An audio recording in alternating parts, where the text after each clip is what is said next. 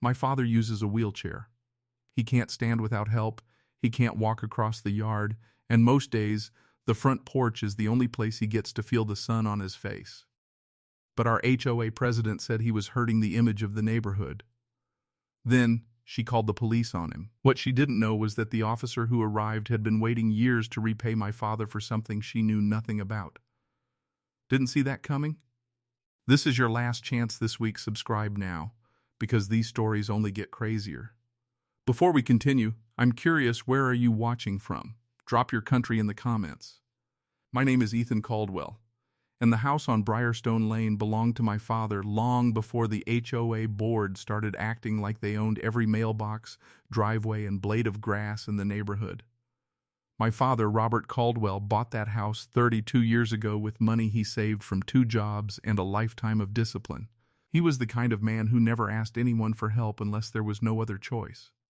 He fixed his own roof, changed his own oil, built the porch railing with his own hands, and raised me in that house after my mother passed away.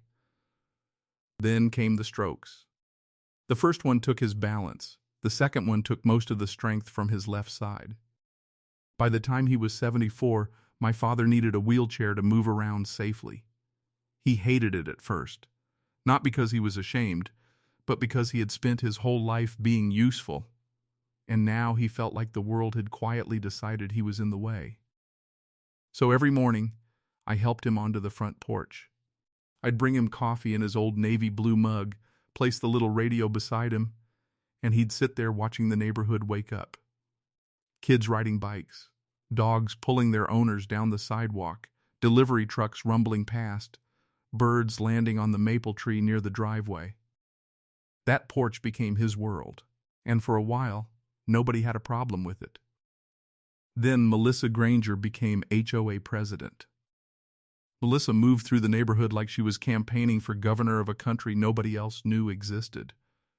Perfect hair, perfect smile, clipboard in hand. She wore white pants to HOA meetings and spoke in that slow, careful voice people use when they want to sound polite while being cruel. The first time she saw my father on the porch, she stopped walking. I saw it from the kitchen window. Her eyes moved from his wheelchair to the old blanket across his knees to the oxygen tank beside his chair. She smiled, but it wasn't kind. It was the kind of smile that meant she had already decided something about him. 2 days later, we got the first letter. Visible medical equipment must not be stored in public-facing areas. I read it twice because I thought I was missing something. Visible medical equipment? They meant my father's oxygen tank. I called the HOA office and explained that it wasn't stored there. It was being used by a disabled resident sitting on his own porch. The woman on the phone got quiet, then said the complaint came directly from President Granger. That should have told me everything. I wrote back formally. Calmly, I explained my father's condition. I included a doctor's note. I included photos showing that the porch was clean, organized, and completely within our property line. For 3 days, nothing happened. Then another letter arrived. This one said my father's wheelchair ramp did not match the approved neighborhood aesthetic. That ramp had been there for 7 years. 7 years. No complaints, no fines, no issues. Until Melissa became president. I found her outside that afternoon, standing near our driveway with her clipboard, staring at the ramp like it had personally offended her.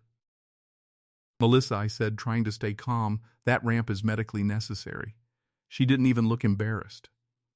I understand that, she said, but residents still have to maintain community standards. My father can't get into the house without it. She gave me a thin little smile. There are ways to make accessibility less visible. Less visible.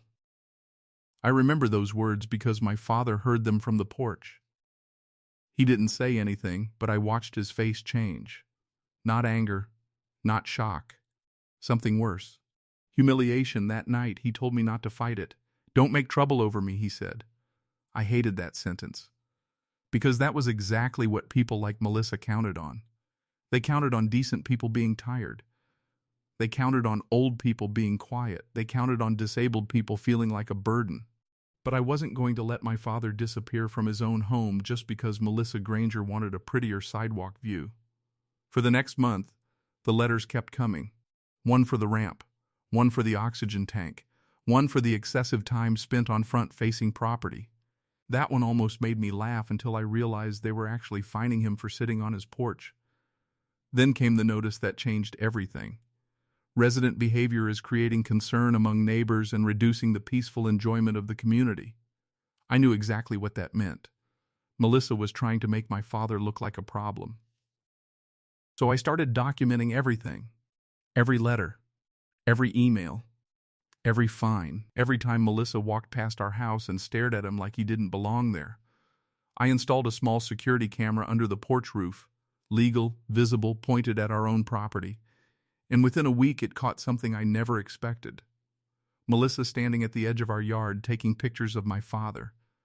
Not the ramp, not the porch. My father. He was sitting quietly with his coffee, half asleep in the morning sun, and she was photographing him like he was evidence.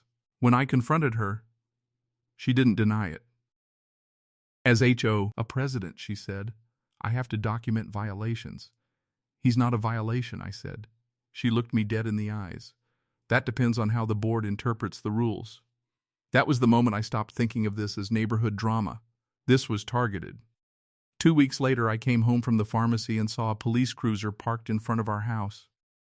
My stomach dropped. My father was on the porch, sitting very still. Melissa was standing at the bottom of the steps with her arms crossed, speaking to an officer. I got out of the car and walked over fast. What's going on? I asked. Melissa turned with that fake calm expression. Your father has been making residents uncomfortable, she said. I had no choice but to call the police. The officer turned toward me. He was maybe 40, tall, calm, with a name tag that read Officer Daniel Reeves. What exactly is the complaint? I asked. Officer Reeves checked his notes. Report says an elderly male resident was yelling at pedestrians and behaving aggressively from the porch. I looked at my father. He was holding his radio in one hand and looking like someone had punched the air out of him. My father can barely raise his voice, I said. Melissa cut in. He shouted at me last week. My father looked up. I said, "Good morning," he said quietly. That was all. I could feel my hands shaking. Officer Reeves looked at Melissa, then at my father, then at the porch camera above us. Does that record audio? He asked. Yes, I said. And video. Melissa's face changed, just a little, but enough. I pulled out my phone and opened the footage from the date Melissa claimed my father shouted at her. There she was, walking past the house. My father lifted his hand. Clear as day, he said. Good morning. Melissa didn't respond. She just kept walking. No yelling, no aggression, nothing. Officer Reeves watched the clip twice. Then he asked, "Do you have more footage?" "I have weeks of it," I said. Melissa suddenly stepped forward. "Officer, I don't think this is necessary. This is an HOA matter." Officer Reeves didn't look at her. "Ma'am, you called the police. Now it's a police matter." That was the first time I saw fear on Melissa Granger's face. Then the officer turned toward my father. And something strange happened. He stared at him for a few seconds like he was trying to place him. "Sir," he said slowly, "is your name Robert Caldwell?" My father nodded.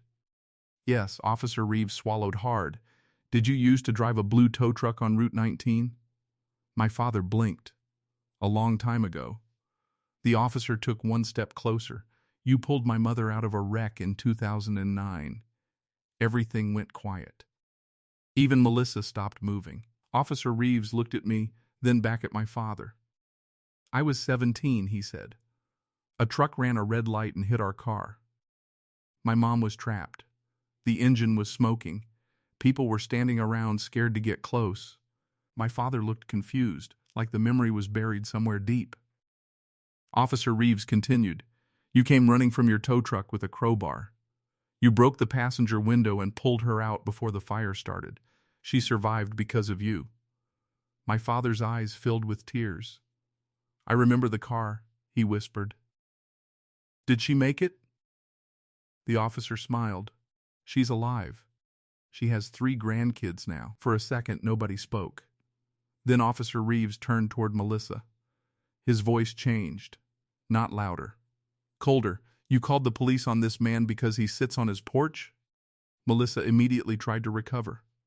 "No, officer, that's not what You filed a report saying he was aggressive. There have been concerns." "From who?" Melissa didn't answer. Officer Reeves looked at me. "Do you have copies of the HOA letters?" I went inside and came back with the folder. It was thick. Too thick. He opened it on the hood of his cruiser and started reading. The ramp violation.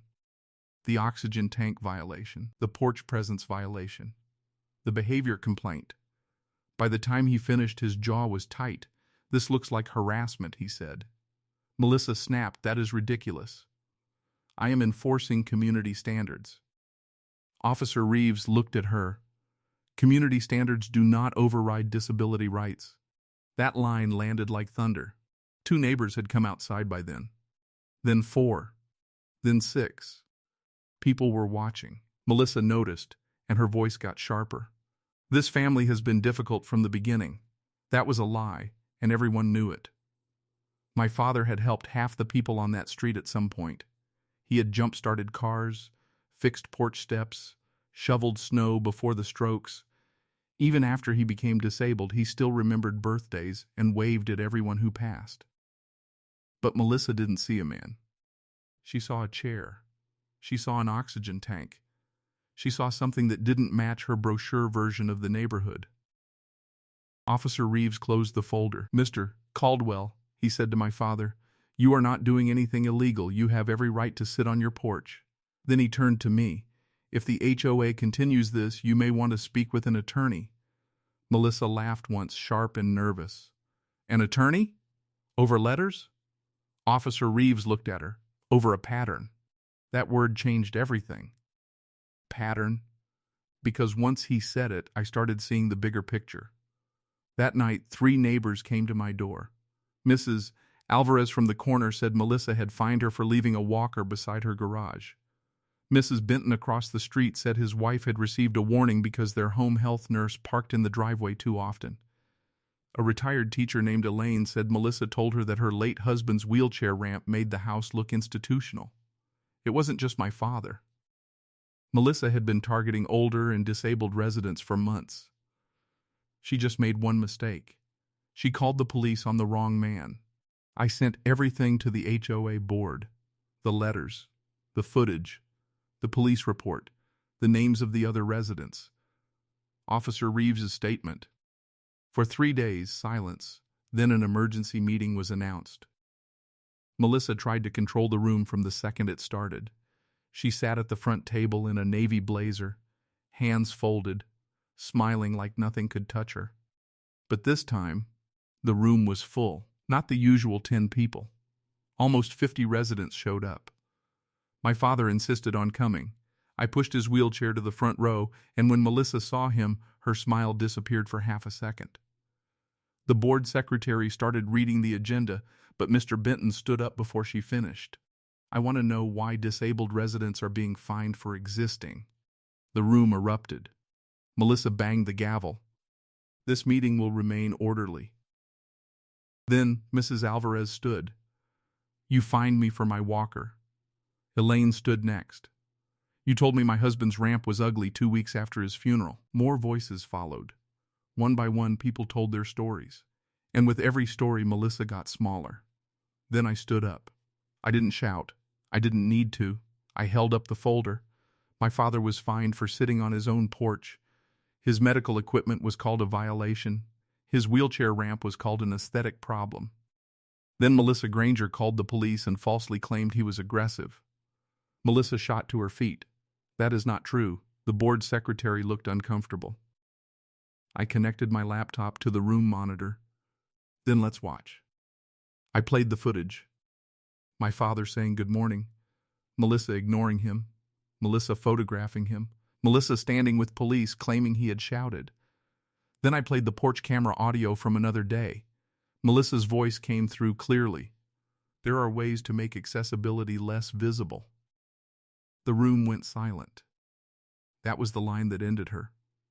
One of the board members, a man named Harold Finch, slowly removed his glasses. "Melissa," he said, "did you say that?" She looked around the room, searching for support that wasn't there anymore. "I was speaking about property presentation." "No," Elaine said from the back. "You were speaking about people." That got applause. Then Officer Reeves entered the room. He wasn't in uniform this time. He was off duty, but the room recognized him immediately. He walked to the microphone and said, "I responded to the call at the Caldwell residence. Based on what I saw, the report made to police did not match the evidence." Melissa whispered, "This is outrageous." Officer Reeves looked at the board. "In my opinion, this was not a safety concern. It was an attempt to use law enforcement against a disabled resident." That was it. The board called a closed vote. 20 minutes later, Melissa Granger was removed as HOA president. Within a week, every fine against my father was canceled. Within 2 weeks, the HOA issued a formal apology. Within a month, new rules were added requiring disability accommodations to be protected from aesthetic enforcement. And Melissa? She still lives 3 streets over. But she doesn't walk past our house anymore. The first morning after the apology letter arrived, I helped my father onto the porch like always. Same chair, same blanket, same navy blue mug. But something was different. Neighbors waved longer. Mrs. Alvarez brought muffins. Mr. Benton stopped by and fixed a loose screw on the ramp, and Officer Reeves came by on his lunch break with his mother. She was older now, walking with a cane, but alive. She took my father's hand and said, "Thank you for giving me more time." My father cried. I did too. Because for months, Melissa Granger had tried to make my father feel like a problem. But that day, the whole neighborhood finally saw him for what he was. A man who had spent his life helping people. A man who deserved dignity. A man who had every right to sit on his own front porch and feel the sun on his face. Melissa thought a wheelchair made him weak. She thought an oxygen tank made him embarrassing. She thought calling the police would scare him back inside. But all she did was remind everyone who he really was. And after that day, nobody in Briarstone Lane ever looked at my father like he didn't belong there again. If this story had you cheering by the end, you're exactly where you belong. Subscribe so you never miss what comes next.